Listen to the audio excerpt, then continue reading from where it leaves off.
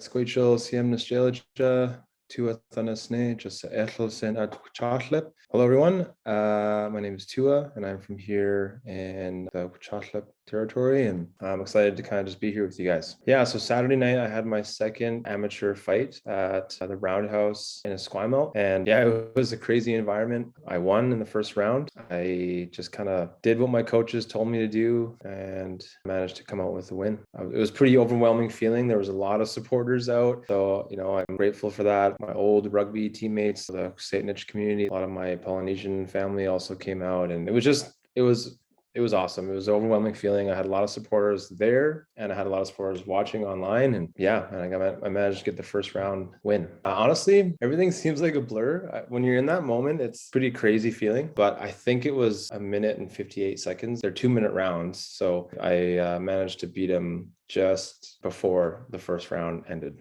So yeah, what happened was I pinned him in the corner, and I fed him a couple of uppercuts, and then I came out with a flurry of punches, and then the ref separated us, and then gave him a standing 8 count, which is what the ref is supposed to do if they think that the fighter could be at risk of getting knocked out or getting a knockdown. So it's called the standing 8 count.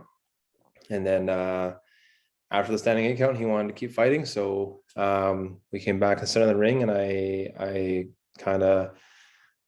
threw an overhand right, which I missed, but I followed it with a left hook and I landed it. And then I hit him a couple more times, and then I got another standing 8 count.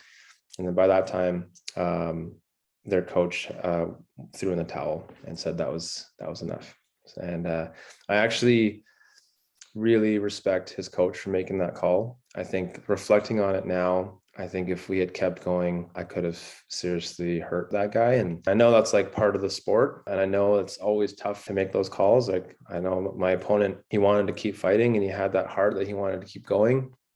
But at the same time, coaches have to protect their fighters. For this fight, sometime early April, my coach asked me, hey, would you be ready to fight on May 28th? And I just said, yes, I'll be ready. So I just was training pretty consistently for it. I train at the boxing gym on Tuesday, Thursdays, and Fridays. And then I try to make it on Saturdays as well. And then on the days that I'm not at the gym, I'm doing my own road work, about a 5K loop, or I'll try to get in the gym and do some work in the gym. Before that fight, I had another one on April 23rd. That one kind of came up unexpectedly. I think it was like beginning of April still. And my coach messaged me and was like, hey, would you be ready to fight on April 23rd? And I went, oh crap, there's another one coming up. That's like sooner. So I said, yes, I'll take that one. I won that one. I won all 3 rounds, and I won by unanimous decision. And that one was also overwhelming and crazy because that was my first one, and the nerves, the mental prep for it was crazy. So I want to keep fighting. Yeah, I want to keep training for sure. And then if opportunities come up, I'll take them. But my goal, I'd love to compete at a tournament. There's provincials in March. And so I'd love to compete at provincials. And then, yeah, apart from that, I really just got into boxing because I enjoyed it. I enjoyed the movement. I enjoyed working out and getting the sweat on, and the community, the environment at the gym, really awesome guys. And so I just kind of got into it for that at first. And it was a way for me to just keep moving. My dad started taking me to the gym when I was 12. Back then, it was just doing some light movements and just learning. At the time too, I don't think I really enjoyed it that much. I think I was like, I'm 12 years old, I want to go play with my friends. But after a while, I started really enjoying it.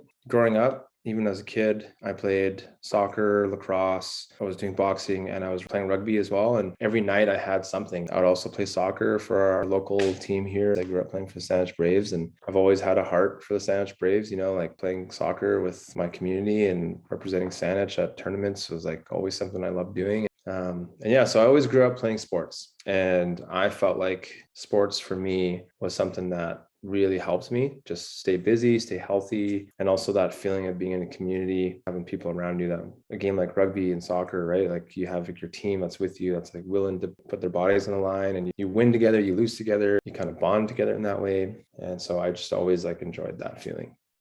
I would say to people that boxing isn't always all about just beating people up. There's so much more to it. Yes, it is a big part of the sport, but boxing, there's those fundamental values too, like about respect and discipline. I would always encourage people, if they're going to get into boxing, to always have that mindset of like being willing to learn, but also, staying humble in how you carry yourself. And for me, like, I want to keep enjoying it, being able to go to the gym and kind of release some energy. And I want to just tell people that I would encourage people to try it out because it's a good time.